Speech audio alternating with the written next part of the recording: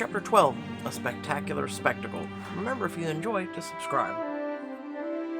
The next morning, you and Louise fill your mother in on the previous day's events over a leisurely breakfast in the garden. Oh, Mama, did I tell you the prince said he would have enjoyed the opera so much more with the right company? Louise, you've told her 3 times now. Oh, to be young and in love again.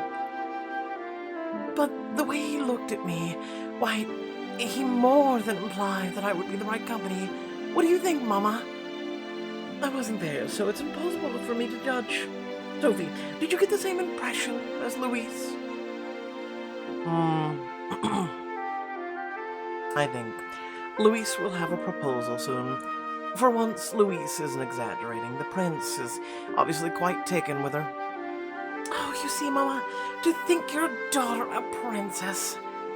A lovely thought, but affection alone may not be enough. The prince will no doubt be looking for an advantageous match. You're just reaching for your teacup when Lawrence bustles into the garden, blinking in annoyance at the bright sunshine. Good. Oh, there you all are. I was beginning to suspect you were hiding from me. Lawrence, we were in plain view of the house. Clearly you had not exhausted your options thoroughly. There's no way to thank your husband for arranging the carriage to take you to the museum today. The museum? Maybe we'd run into Prince Maxwell there. Surely. I've heard it's quite fashionable to be seen there during the season, and I have business to attend to. Only if business means Mina, and saying me sort of means out of the way. You suppress your initial annoyance and plaster a cheery smile on your face. Perhaps Nate could accompany us to offer context on some of the paintings. His company is always so stimulating. Yes, fine. Bring him in on it, all the same to me. Thank you, Lawrence, and good luck today. I do hope your business isn't too tedious. A short while later, Nate escorts the 3 of you through the museum, taking his role as a guide with great enthusiasm. And over there is William Turner's Fisherman at Sea. Look closely, ladies. You'll note this magnificent swell of the ocean beneath the ship. The waves heave below, flooding onto the deck. Innuendos. If only I could be a ship in Nate's ocean. Does anyone else feel a touch seasick? I must say, your knowledge of art is most impressive, Mr. Pippin, if a bit sensuous. A gasp of delight echoes through the museum. You turn to see a young lady hurrying towards Louise as quickly as decorum allows. Oh. That's what they're having you do now as your job. I'm sorry, but I'm not. Lady Louise, perhaps you can save me from admiring yet another stern-faced portrait. Otherwise, I will simply expire from boredom. Personally, Evelyn, I much prefer the pastoral landscapes. There's something so soothing about sheep, don't you think? He whispers in your ear while the newcomer distracts your mother and Louise. In case you're curious, that's Miss Evelyn Worth. I've only heard positive things about her prospects. Louise has mentioned her before. They've become quite good friends this season. You must come and meet my mother. She wishes to meet the family that's been the talk of the ton? No, stop. The talk of the ton. Pixelberry, proofreading, Jesus. People have been talking about me? How embarrassing. Perhaps we should move on before Louise is bit overcome with emotion. Please lead the way, Miss Worth. As your mother and sister depart with her new friend, Nate turns to you with a suggestive smile. Is that a drawing pad in your arms? There's a quiet gallery nearby that's perfect for figure drawing. We would have utter privacy, and the statues are quite evocative. To call a gallery in this museum private is quite the stretch. You're becoming bolder in the timing of your liaison affairs. Liaison. Oh, preposterous. I'm merely proposing we admire the naked form artistically, of course. Your mind spins with the possibilities. This wouldn't be the strangest place you've experienced arousal, after all. He's never failed to surprise me with his creativity. Who better to give me an art lesson? I'm sure I could benefit from your expertise. It's not as if my sketching could get any worse. I suspect all you need is a subject worth sketching. He leads you towards a spacious gallery at the side of the museum. Secluded benches are placed throughout for quiet contemplation of the artwork. And now that you look at the displays more closely, you can't help but gasp. There are so many of them. The statues, many of them life-sized, are portrayed in the startling, intimate detail. The smooth curves of naked men and women captured so perfectly, and unyielding stones stir a burning in your cheeks. Don't be so shocked, Duchess. Surely you have plenty of expertise with the naked form. I think you know the answer to that. Ought to keep your voice down. I do know the answer, but I'd still like to hear you describe those experiences. I see. Well, I often find myself wishing I had more experience with the matter, when I'm lying alone in bed, for instance, or soaping myself in a bath. You say the words lightly, watching as his eyes darken with need. You inch closer to him. And I did catch a glimpse of your figure when we swam, but those pesky undergarments were in the way. My imagination could only go so far. You make a point to drink in his body with your eyes, to his delight. Something deep within you thrills with excitement at how badly he wants to show you some skin. In that case, you should make sure to pay particular attention to today's lesson. And you should make sure to hold my attention with all those bodies around my eyes might wander. You blame the gallery itself. There's nothing so provocative about saying such things just a room away from crowds of people. Then I suggest you take it all in. I may quiz you over what you've learned on the subject. I'd very much like that, Mr. Pippin. He nods to a nearby bench as you settle next to him on the padded seat. His knee just brushes against your skirts. It would only take the slightest movement to press myself against him. Your pulse speeds as you edge closer, your breasts rising with a quickened breath as Nate leans towards you, picking up your cue. You feel the weight of his body against yours, the heat of his skin searing through your gown, mirroring your smoldering desire. Are you ready to begin, Duchess? Ready and eager, couldn't you tell? Clearing your throat, you flip to an empty page in your sketchbook, your eyes widen as you look up at the statue posed before you in its glory. Tell me, what are your eyes drawn to? Well, she's like the stereotypical person we've come to know. His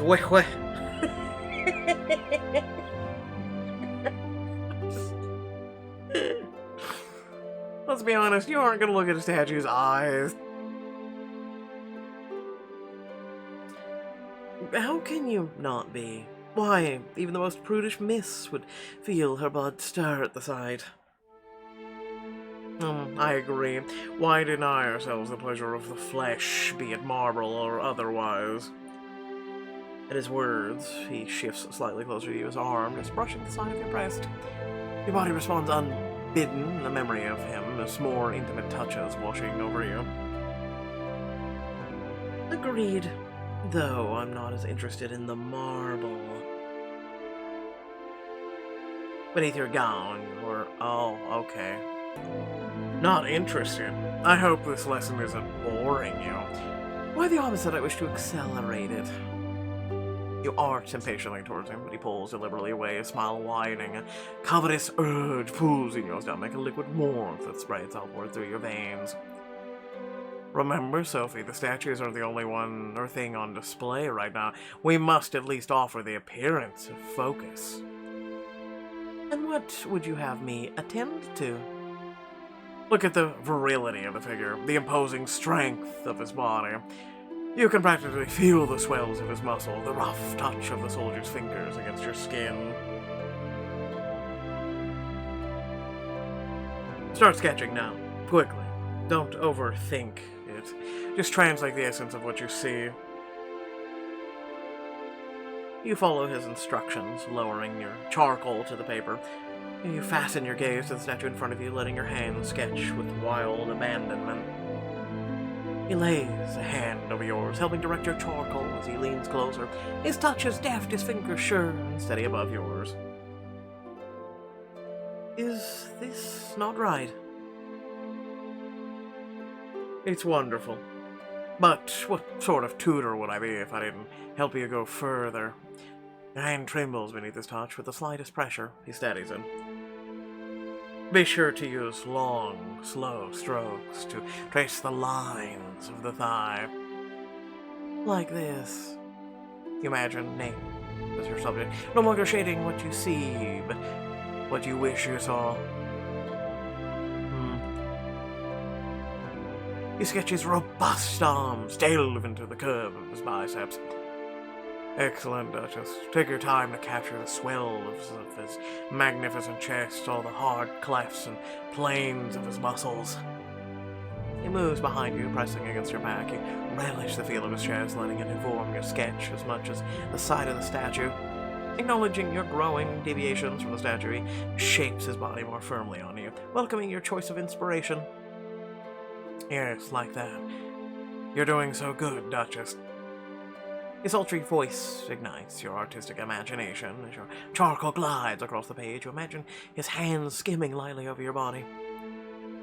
At first, he would slide a hand along my arm, ever so slowly to my shoulder, and then you imagine his fingers moving up the velvety skin of your upper arm before slowly tracing the neckline of your bodice. With a single tug, you might pull your gown down, freeing your breasts from their restraints. The illustration is more precise than any you've drawn, but I can't help but notice some liberties. Are you sure you're paying attention to your lesson, Duchess? I am paying the utmost attention. I was wondering whether you'd like to sketch me this way. He inhales sharply, his hand tightening over yours. For just a moment, you wonder if you've been too bold. Then he smiles, locking eyes with you above the sketchpad heat kindles in his gaze. If we were alone, truly, I would ask you to model for me now. And how you do imagine I'd pose. You trail off as his fingers begin to move, his thumb caressing your palm in small, maddening circles as he stares into your eyes. I can picture you standing before me in all your glory, hair cascading unbound over your shoulders, the ends of curling just over your breasts. He strokes his thumb teasingly back and forth against your hand, practically branding your skin with his hot touch. I could spend hours capturing your breasts alone, days perfecting the swell of your hips. Days, if only we had them. You shut your eyes, your breath speeding in time with his touch as his thumb traces your palm in faster and faster circles. As for your womanhood, well, who knows how long I would have to spend between your thighs. You silently gasp, your fingers clutching the charcoal so tight you almost break it in two. Across the room, a bored-looking lady's maid glances curiously in your direction before hurrying after her mistress. If these were the only ones left admiring the galley. He glances down at your half-finished sketch. Have you admired it? I'm afraid you've failed to draw the most important part. The male member. I wouldn't agree. What about the hands, for instance? Boldly, you slip your hand from underneath his, tracing your way up his arm with a single fingertip. It's well known that hands are the hardest to draw. He shudders gratifyingly beneath your touch, and a surge of power washes through you. Your pulse speeds through your veins, flooding you with a fresh wave of desire. You continue to surprise me, Duchess. Your aching need makes you bold. Wetting your lips, you move closer to him, brushing your warm mouth against his ear. Perhaps that mouth. You gently pull his earlobe, nipping teasingly at the sensitive flesh. He shudders again, arching slightly off the bench. Please. You smile, scraping your teeth deliberately across his earlobe again. This time you're not gentle. Groans, his eyes heavy with lust as he turns to look at you. Perhaps what I need is a demonstration. Your sketch pad and charcoal slip unheeded to the ground as he pulls you to his feet, his eyes blazing with passion. Together, you stumble a few yards short to the alcove, slipping unnoticed into the reverent space distinct from the other gallery. My God, I can't help myself.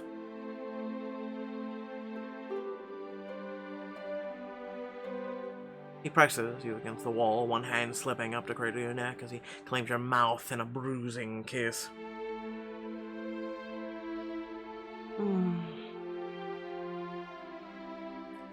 His mouth is hungry, his kiss all-consuming. You eagerly part your lips, meeting his questing tongue with your own.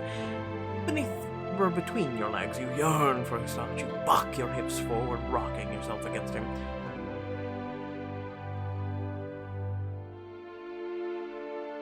Sliding your hand down to the length of his torso, you grip his hips tightly, pulling him flush against you. Through his trousers, you can feel the press of his manhood against you harder than you've ever felt. Slowly, deliberately, you rock against him, grinding the junction of your thighs against his trousers. Groans against your open mouth, his hips thrusting forward to meet yours. We're playing against the line with YouTube here. God, Sophie, you know how much I want to take you right now. You're not exactly hiding it. I want to tear off that ridiculous gown, plunge myself deep, oh no.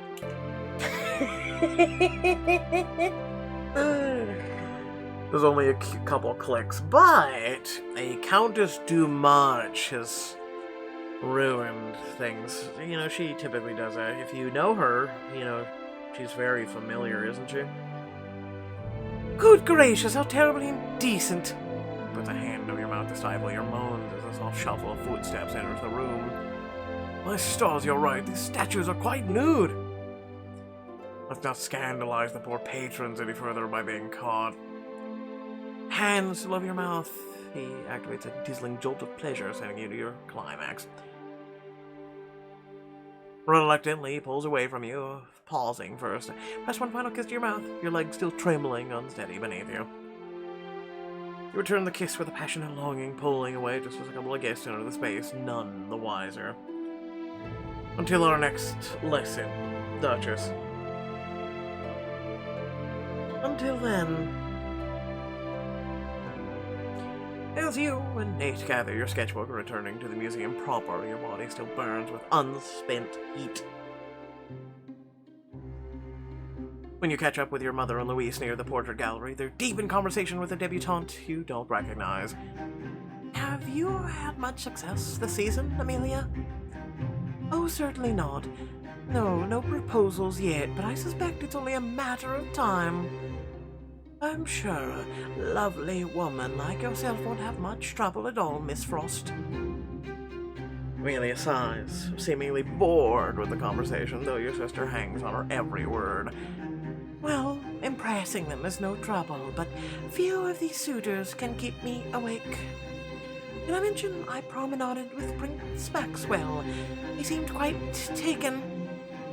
Lisa's face falls at her words. Your jaw tightens as you whisper to Nate. She reminds me of Mina, but out for Louise instead of me. Then perhaps we should put her in her place. You and Nate approach the group, putting on a cheery facade as your sister makes introductions. Ah, Miss Amelia Frost. I couldn't help but overhear you mention the prince. We've grown quite close this evening. I see. Have you only spoken to him once? Yes, but... and has he called upon you since? No, though I'm sure he will. Miss Frost, have you considered that he was simply being polite? If he was truly interested, you would know. Amelia's smug demeanor turns into a scowl before your eyes. Into the museum, Your Grace. Without another word, Amelia turns on her heel towards another part of the museum. Why would you do that, sister? She's my friend. Oh... Listen, you need to get better friends, girl. You need... come on now. She is not your friend. that woman would turn on you in an instant if it meant for her gain. Just remember, you have one thing she does not, the prince. When you arrive back at the town home later that day, the housemaid presents an ornate invitation to you. Her Grace has arrived for you while you were out. From Lady Saunders. You instantly recognize the name on the busybody from the garden party at the widow's estate and from the opera. She invited us to perform in an evening spectacle at her home tonight. A spectacle? How I absolutely adore theater. You'd never even been to the opera until recently, sister. Yes, and I adored it. This will be just like this, except without the singing. And I have an excellent imagination. Really? Do you, though? You just thought someone who was your enemy is your friend, but I guess, different things. Spectacles are the part of the season I must look forward to. Such a dreadful bore, and we'll go with this, because I don't know what the spectacle she's on about. They seem most diverting. Such a refreshing change from the more stuffy events. The only hope is that I don't succumb to stage fright. But then again, I think how terribly exciting it would be if I swooned. It says here you'll act alongside Lord Pharaoh, the widow whose ball we enjoyed as well. We all, as Prince Maxwell himself? A small shriek of excitement escapes from her lips. She snatches the invitation back from your mother, her face a picture of utter astonishment. Your romance novels come to life. Louise, I only hope Lord Pharaoh's natural pomposity will lead itself well to the stage. Congratulations, Lady Louise. Being asked to perform means you're the light of the season. I'm not the only one. She hands you a smaller piece of paper addressed to you in a flowing, elegant script. You open it, reading in surprise. Lady Saunders has requested I perform in a scene between Tristan and Iseult, opposing a young man of my choosing. I suppose Lawrence could play Tristan and... Absolutely not. Mother gives a long-suffering sigh, glaring at Lawrence's echo from the other room. Meanwhile, Luce's eyes alight with a sudden excitement. What if Nate plays the role, sister? He would be better than whoever Miss Lady Saunders would pair you with. What a clever solution, Louise. I would be honored to play your lover, Sophie. Okay, wait. Lawrence can overhear this? Okay. Might we rehearse the scene beforehand in private? Then our performance would be sure to please the crowd. Something tells me the crowd is not who he is most concerned with pleasing. Wonderful. We'll need a quiet place where we can practice uninterrupted. You should use the library. It's ever so quiet in there. Heart pounding, you follow Nate into the library. He shuts the heavy door firmly behind you. Your breath quickens as he turns to look at you. His eyes travel up your body, lingering on your mouth. Alone at last. Were we not alone at the museum earlier? Perhaps, but our time was cut short. The audience complicated things. I'm not sure I believe you. After this morning, I'm starting to suspect you quite enjoy an audience. Stepping forward, he leans over to examine the script, taking the opportunity to brush his hands against yours. What do you know of the story, Sophie? A knight delivers a princess to be married to his uncle, but a potion makes her fall for him instead. And he, her. This enchantment was mutual. Do you think we can convey such a thing? His voice is enough to incite an unholy obsession within you. Beneath his fingers, your hand trembles unsteadily. I think we could convey it if you'd only stop making my chest flutter. What reason is there for nerves? No one is around but me, Duchess. I believe the first line is yours. Flushing, you stumble through your lines, the heat of his body making it hard to concentrate. Tristan, we mustn't give in to our... Oh... As you scan the scene, it's difficult not to smile at the parallels. To think mere weeks ago I felt the same as Isolde does, but now it's as if satirizing myself. Truly, I for one have no trouble connecting with the material. I wouldn't mind a more immersive approach to the scene. Let's keep things tame.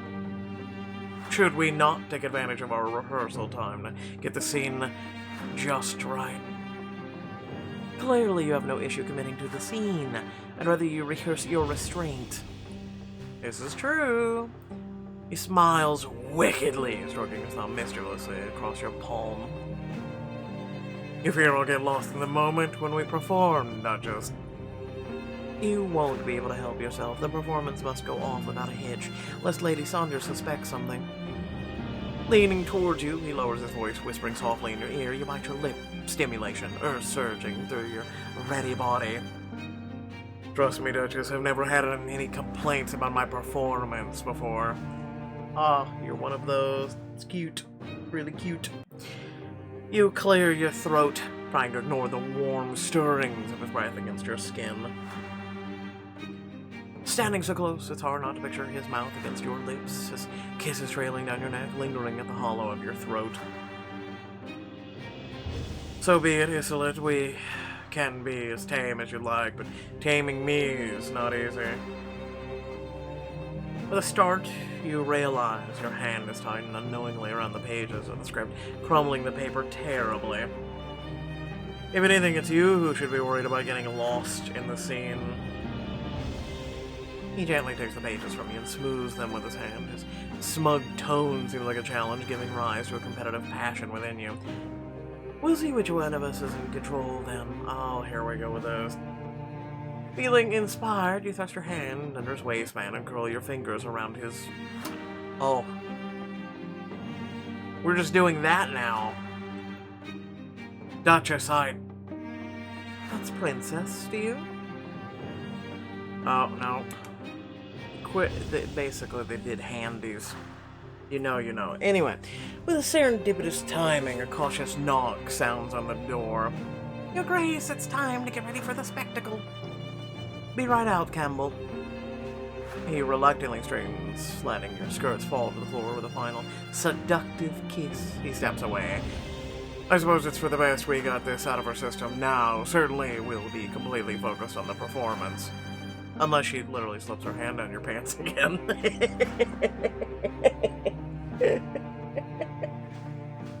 Boy, won't that be a spectacle for the spectacle. I can't with this shit, man. I really can't sometimes. You hold each other's gaze for a moment before breaking out into laughter. See, they're laughing too. Certain that no such thing will be true. Whatever you say, Sir Tristan. I'm so stupid. At night, you're ushered into Lady Saunders' ballroom, Louis practically vibrating with excitement. Good gracious, look at all the guests. Oh, Sophie, I'm so nervous I could just die. I assure you, Louise, you will be fine. Just picture the audience in their undergarments. In their undergarments? But that would only make it worse. The fear leaves her face at the sight of Prince Maxwell approaching. The prince wears a similarly delighted expression. Lady Louise, or should I say Titania? Either way, you are looking particularly beautiful tonight. I thank you, Your Highness. You are looking particularly beautiful as well. A look of horror crosses Louise's face as she realizes her fox boss, but the prince's smile only widens. I do hope I don't say anything so ridiculous on stage. Her words are just loud enough for Lord Farrell to overhear as he moves towards you. Ah, tush, Titania doesn't need to speak as long as she can still spread her legs. Aren't I right, Your Highness? I know there's men like it, and I just hate them. I hate them. Did he really just say that aloud to my Louise? Lord Farrell is obviously no gentleman. How dare you speak about Louise in such an impertinent fashion, my lord? Have you no shame? Apologize to my sister this instant. Lord Farrell but rolls his eyes completely, looking completely unfazed by your vitriol. My apologies, Lady Louise. I didn't mean anything by it. I was simply warming to the role of the bottom, that's all. He's a nasty little scamp, don't you think? Though his excuse is thin at best, Louise has no option but to accept his apology. I understand, Lord Farrell. I'm sure it was just a simple mistake. Exactly! See, the girl understands that it's all in good fun. Speaking of which, Prince Maxwell, I had some ideas on how to play the scene. I'm sure Lady Louise won't mind if we choose. No, of course not. Please do. The prince reluctantly heads off to the corner with Lord Farrell, and soon the room starts to fill. You jump a little as Lady Saunders suddenly appears at your elbow, clucking her tongue in annoyance. There you are, Your Grace. Come along. It's time for your scene. Nervously smoothing the front of your gown, you follow Lady Saunders to the makeshift stage. Hidden behind the curtain, Nate waits for you. Immediately, the butterflies in your stomach disappear in his presence. Are you ready, Duchess? I should hope so. Ladies and gentlemen, behold the story of hidden love and doomed desire. I give you Tristan and Iseult. As the curtains open, you rush into Tristan's waiting arms under the influence of a love potion. Tristan, my love, I thought I'd die for want of you. And I for you. As his hands tighten around you, you can't help it leaning into him, letting his familiar scent wash over you. And yet we cannot be. We must think of my husband. He raises your hands to his mouth and presses a kiss to your fingers, his mouth lingering just a fraction of a second too long. Iseult, my love, I am unable to desire another, just as I know you cannot resist me. That wasn't in the script. Raising his eyes as he meets your gaze, the smile fading from his lips at the sight of his expression, you grow still. Why are we capable of such feelings if we are not meant to act on them? Why long for things if they cannot be ours? There's a genuine affection in his voice as he speaks. You hear a dramatic sniffle from somewhere off stage. I can no longer hide from the truth. I love you. The world tips unsteadily beneath you. You know deep within your heart that he is no longer acting. Tristan, I love you too. As you say the words aloud, you hear several audience members gasp in delight. You and Nate ignore them, your eyes locked on each other as the rest of the world seems to fade away. Can it be true? Despite the anxious rush in your body, you say the words again, just to hear them aloud. You fear you may never stop saying them. I love you. I love you so much it frightens me. You hold his gaze and his eyes well up, love, lust, battling openly in his expression. I love you so much I'll never be frightened again.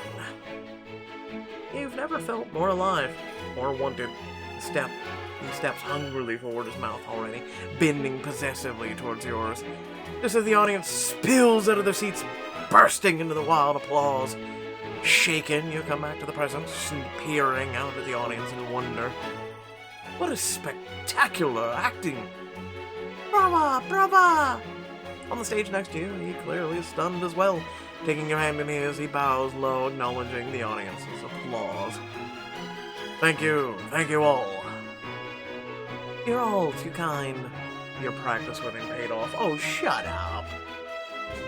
You bow as well, your legs trembling, your hands still firmly grasping his. He leads you off stage away from the thunderous applause. Nate, wait. Where are we going? You look slightly overcome, Duchess. Perhaps we should find somewhere private for you to catch your breath. You've never heard a better idea in your life. Glancing seductively over your shoulder, you slip into a nearby costume room. I like the pictures and whatnot on the wall. Nate follows closely at your heels, shutting the door tightly behind you. The room is small and filled to the brim with discarded props and costumes. Pirate hooks, feathered wings, greasy togas, scraps of gauze, hats, bags, various shapes, all remnants of spectacles long gone by. Lady Saunders is quite the patron of the arts, isn't she? You're suddenly aware of how small the room truly is. You and Nate are crowded together.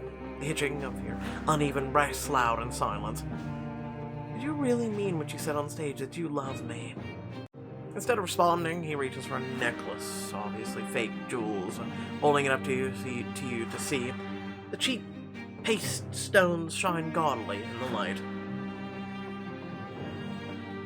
You should know.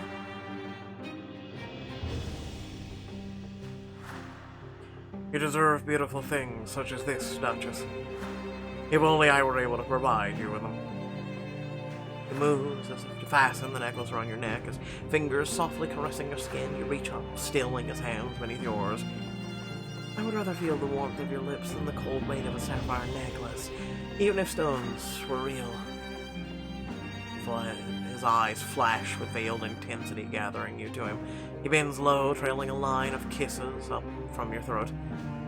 His touch is feverish, his lips blazing hot against your skin. You try to resist, but an insistent hunger overwhelms you.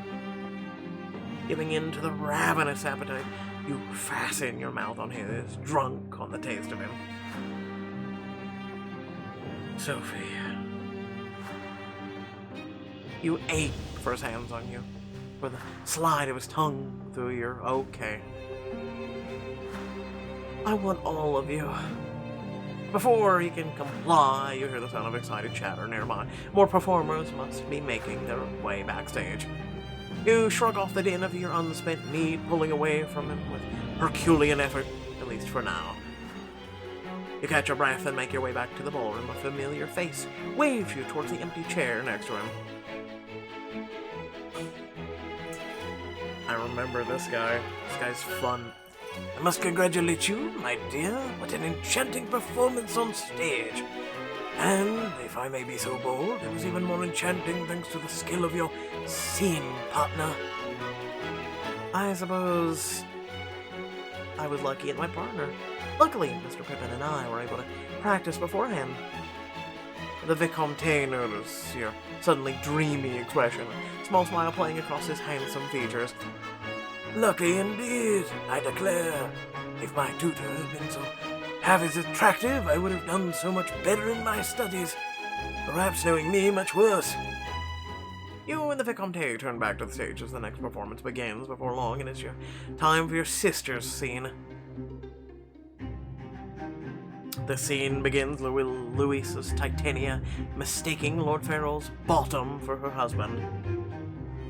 Come, sit thee down upon this flowery bed while I thy amiable cheeks do coy. God, to think people talk like this at one point. I say, I can think of a few things to do with those amiable cheeks of yours. To your horror, Lord Farrell actually grasps Louise, thrusting his hips lasciviously in her direction. Keep quiet, it's a performance. Calling attention to his lewd behavior might make things even worse for Louise. But as the scene progresses, you can already hear malicious gossip beginning. Of course, no one knows exactly where her family's from. I heard she requested Lord Farrell to be her partner, especially. You're relieved when Prince Maxwell emerges from the wings, holding his hand heroically out to Louise. Sound music. Come, my queen, take hands with me. Louise grasps the prince's hand gratefully as his character of Obering drives the pretender bottom from the stage. Come, my lord, and in our flight, tell me how it came this night. Still holding hands, the prince and Louise quickly bow before the heading backstage. The spectacle is at last to an end. Seeing the panic on her face as she exits the stage, you hurry after her, but before you can reach her, Lady Saunders corners you.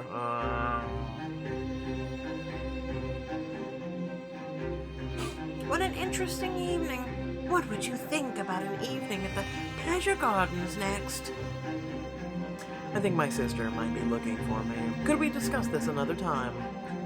You're about to fake a swoon of sheer desperation to escape Lady Saunders when Prince Maxwell emerges from backstage alone. But where would Louise be? With Lady Saunders close behind, you rush into the hall in search of Louise.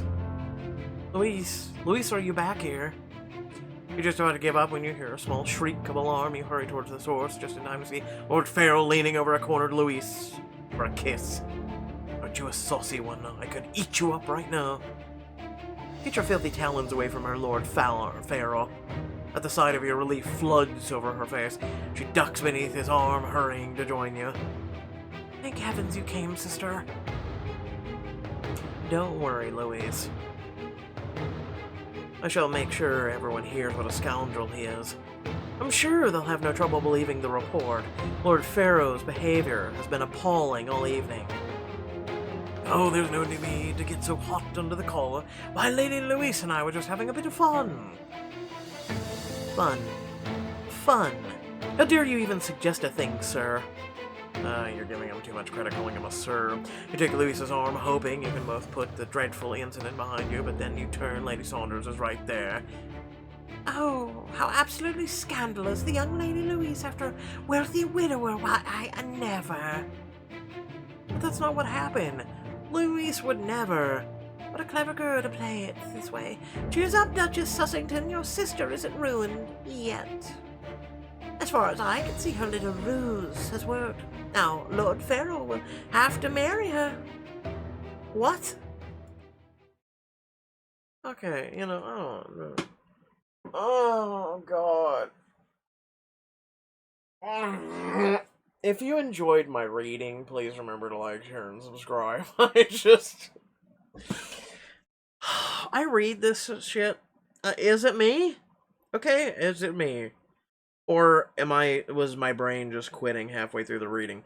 Because I just read this shit, and I'm like, I don't like it. It's kind of crappy. Like, it also don't make any damn sense. Right?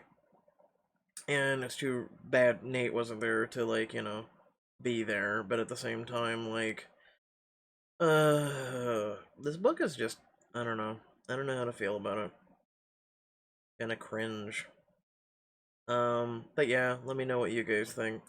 Without further ado, thank you for watching, love your beautiful faces, catch you all in the next video, peace!